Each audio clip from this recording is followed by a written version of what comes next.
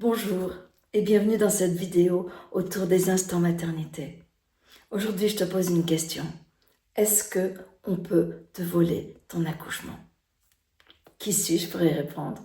Maïté Trulin, sage-femme physiologiste, coach en métamorphose, passionnée par la naissance et par la vie. C'est une question qui est extrêmement difficile. Je la vois, j'entends des femmes qui me disent « On m'a volé mon accouchement ». Je vois sur les réseaux sociaux, sur des interviews, on en parle énormément. Et c'est vrai que la femme peut avoir cette sensation d'avoir été dépossédée, d'avoir été démunie, d'avoir été prise au dépourvu, tous ces éléments-là. Et c'est pourquoi est-ce que j'ai créé cette chaîne? C'est justement pour que ça arrive de moins en moins souvent. Alors si tu m'écoutes, c'est quelque part que tu n'as pas envie qu'on te vole ton accouchement. Et ce que j'ai envie de te dire, c'est entre tes mains.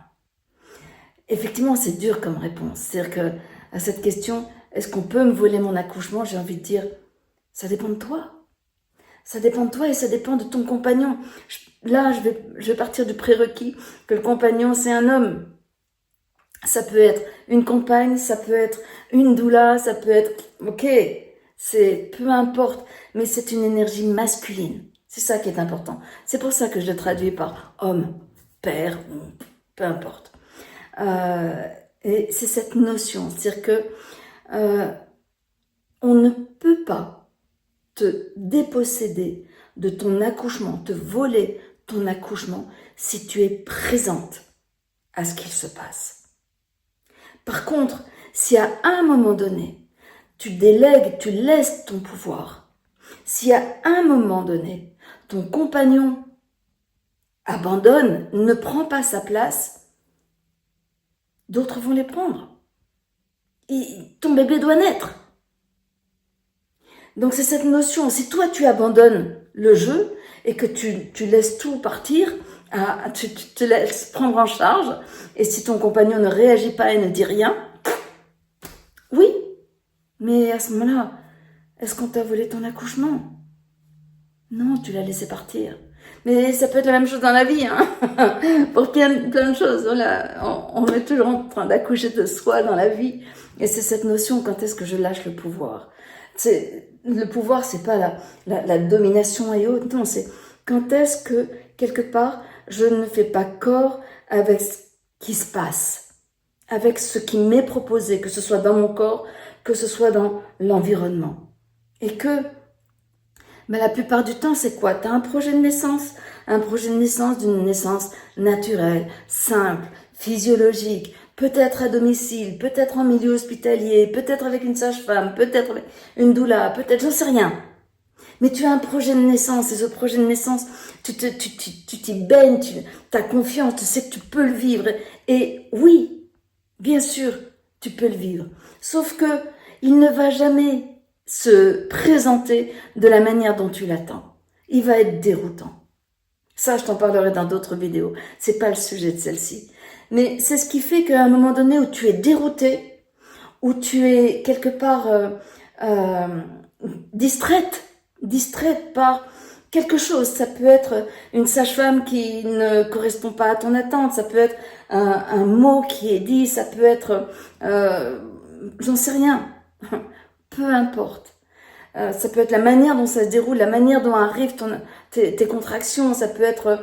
je sais pas. Il y a quelque chose qui te perturbe et qui, du coup, c'est comme si en lâchant ton projet, ou du moins tu ne lâches pas ton projet, tu restes accroché à ton projet, alors que l'accouchement t'amène là. C'est-à-dire que toi, tu es là, et l'accouchement t'amène là. Et si l'accouchement t'amène là, c'est que quelque part, tu as allé là pour quelque part dénouer ce que tu as à dénouer à l'intérieur de toi au travers de cette naissance. C'est ça toute l'alchimie de l'accouchement, de ce que l'on ne maîtrise pas. Et c'est cette notion de dire que tu as tout fait, et ça j'en suis persuadée, tu as tout fait ou tu fais tout pour pouvoir te donner la chance de vivre la naissance telle que tu le souhaites, c'est-à-dire c'est peut-être une naissance physiologique. Qui sait, une naissance physiologique et dans le plaisir. Génial, c'est possible. Et bravo que tu te donnes les moyens. Et en même temps, ça fait partie d'une chose qui est possible. Et il y a plein d'autres scénarios qui sont possibles. Et que celui qui va se réaliser, c'est celui qui va venir taper sur les endroits où tu es fermé. C'est-à-dire les endroits où tu t'y attends pas. Parce que si tu savais que cet endroit-là était fermé, tu l'aurais ouvert. Donc c'est pour ça que je vais travailler avec les femmes sur c'est quoi les peurs, c'est quoi tous ces trucs-là pour essayer d'ouvrir le maximum de choses. Mais même si j'arrive à ouvrir un maximum de choses, ça ne résout pas tout. En revanche, ce qui fonctionne à tous les coups, c'est que je prépare toujours la femme à rester avec ce qu'il se passe, quoi qu'il se passe. Ok, tu voulais pas d'une péridurale et finalement il y a une péridurale. Eh ben va avec la péridurale. Tu voulais pas d'un déclenchement et finalement il y a un déclenchement. Eh ben va avec le déclenchement. Tu voulais pas une césarienne et finalement il y a une césarienne. Eh ben va avec la césarienne. Dire que même par césarienne, c'est toi qui mets au monde ton bébé si tu y es. Que par césarienne, c'est un raccourci qui est créé parce que il y a un moment donné où le chemin il est bloqué pour une raison X ou Y. Est-ce que c'est justifié? Est-ce que c'est pas justifié? J'en sais rien. Quelque part, j'ai envie de dire peu importe. Peu importe parce que ce que tu as à vivre, là, il se trouve que c'est au travers de cette césarienne. Et du coup, dans la césarienne, il y a déjà le fait de t'ouvrir au fait que c'est une césarienne. Le fait de laisser faire ce qui se fait dans ton ventre. Et pouvoir demander à l'équipe, dire, ok, vous me direz quand est-ce qu'il faut pousser. Et là, tu vas pouvoir mettre au monde ton bébé.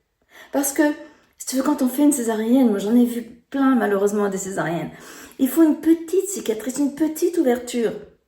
Et du coup, si tu veux, il faut que ton bébé sorte au travers de ça. C'est pas une grande avenue où tout d'un coup, on va le sortir et c'est super cool. Non, mais j'ai même des fois vu des forceps par césarienne. On prépare toujours un forceps quand il y a une césarienne. C'est extrêmement rare, hein, mais heureusement. Mais effectivement, plus tu vas être présente, plus tu vas accompagner ton bébé là-dedans, et moins il y a de chances qu'on te vole la naissance de ton enfant. Tu es présente. C'est vraiment cette notion de pouvoir être à chaque fois avec ce qui t'est proposé. Mais pour pouvoir être avec et savoir que on n'abuse pas quelque part de la situation pour te proposer tout et n'importe quoi, il y a cette présence masculine de ton compagnon. Et c'est pour ça que moi j'ai vraiment à cœur de donner des repères et des explications aux hommes. J'avais même un livre qui existe encore en e-book, être présent en homme à l'accouchement, homme avec un grand H, dans lequel je donne plein de clés, mais est-ce que les hommes vont vers les livres? Je ne sais pas. Par contre, c'est effectivement cette notion de comment est-ce que l'homme peut occuper sa place de gardien. Il est gardien de ce couple mère-enfant où la mère et l'enfant sont quelque part dans leur vulnérabilité. Ils sont tous les deux à lâcher des choses, l'un pour se mettre au monde et l'autre pour laisser se mettre au monde, pour s'ouvrir, quel que soit le chemin d'ouverture qui lui sont demandés. Et lui, il est là, il est gardien, et simplement par sa posture, c'est pas pour ça qu'il est gardien avec le poing, combattant et autres, il est gardien avec son cœur et sa puissance d'homme, que j'appelle souvent puissance samouraï. Et parce qu'il est gardien, ça intime le respect autour. Ce qui fait que je suis persuadée qu'à ce moment-là, il n'y aura pas d'actes qui seront proposés juste parce que la personne est là. Même moi, qui suis sage-femme physiologiste, qui est poussée très très loin à la médicalisation, si le père et la mère sont pas là, je suis obligée de médicaliser. Moi, j'ai pas d'autre moyen pour permettre à un bébé de naître que de médicaliser. Je ne suis pas la femme. Je ne suis pas l'homme non plus. Donc, c'est cette notion, soyez à votre place. Prenez vos codes d'honneur. Allez-y avec vraiment toute cette puissance que vous êtes. Donc voilà, moi c'est ce que j'ai envie de dire, c'est que si tous les deux, vous êtes présents et que vous ne démissionnez pas de votre posture sans vous accrocher à un projet, à ce moment-là, il n'y a aucune raison qu'on vous vole la naissance de votre enfant. Alors, j'espère que vous allez oser. Et si jamais vous avez envie, voilà, moi je vous accompagne avec joie. Je peux accompagner la femme, je peux accompagner l'homme, je peux vous accompagner tous les deux, c'est ce que je préfère. Et voilà, ça peut se faire en vidéo, ça peut se faire à distance, ça peut se faire... J'en fais même à Wallis et Futuna. Ça me fait rêver. Donc, voilà, merci d'avoir écouté cette vidéo. Si tu l'as écoutée, ben, c'est que quelque part ça t'intéresse. Donc, like, abonne-toi, diffuse, diffuse. Ça permettra que d'autres couples, d'autres mères, d'autres hommes soient là et se disent « Ah ouais, j'ai envie d'être présent, d'être présente à la naissance de mon enfant et de ne pas en lâcher une miette. » Donc, voilà, c'est un moyen de contribuer à ce que petit à petit, le petit homme naisse dans le respect et la dignité qui lui sont dus. Et ça commence par ça, ne t'absente pas. Merci de m'avoir écouté et surtout, merci de ta présence.